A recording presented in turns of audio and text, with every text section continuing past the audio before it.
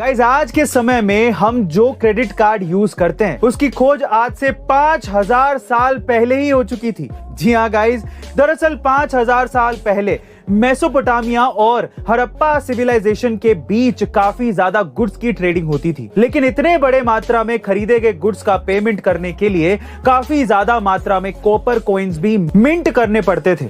ऐसे में दोनों सिविलाइजेशंस ने अपनी सहमति से क्ले टैबलेट्स यूज करना शुरू कर दिया था, जिसपे दोनों ही सिविलाइजेशन की सील होती थी और कितना अमाउंट है ये भी मेंशन होता था।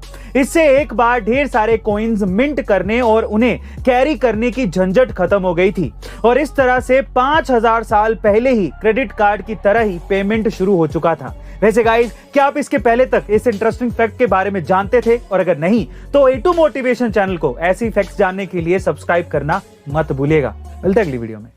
इस देश को आजाद करवाने का सबसे बड़ा प्लान अगर सफल हो जाता तो हम 1947 से 32 साल पहले ही आजाद हो जाते। जी हाँ गाइस, आप ठीक सुन रहे हैं। ये बात है साल 1915 की, जब गांधी जी पहले विश्व युद्ध के लिए अंग्रेजी सेना में भर्तियां कर रहे थे। वहीं देश को एक क्रांतिकारी तबका 1857 जैसा विद्रोह फिर से कराने का प्लान बना रहा था, जिसमें वनी लाला हरदयाल, सोहन सिंह भकना, वीरेंद्र चट्टोपाध्याय और बाबा जतिन जैसे क्रांतिकारी शामिल थे। दरअसल इस प्लान का नाम था जर्मन प्लॉट, जिसमें हमारे क्रांतिकारी जर्मन राजा की मदद से कई हथियारों को जर्मनी से लाने वाले थे। लेकिन तभी कृपाल सिंह नाम के गद्दार ने सारी योजना सरकार तक पहुंचा दी और पूरा प्लान मिट्टी में मिला दिया, जिसके बाद उड़ीसा तट सील कर दिया गया, क्योंकि जर्मनी से हथियारों का खेप वहीं से आने वाला था। बड़ी संख्या में गिरफ्तारियां हो गई, कई नेताओं को काला पानी की सजा दे दी गई और बाबा जतिन जैसे कई क्रांतिकारी अंग्रेजों के साथ हुई मुठभेड़ में शहीद हो गए।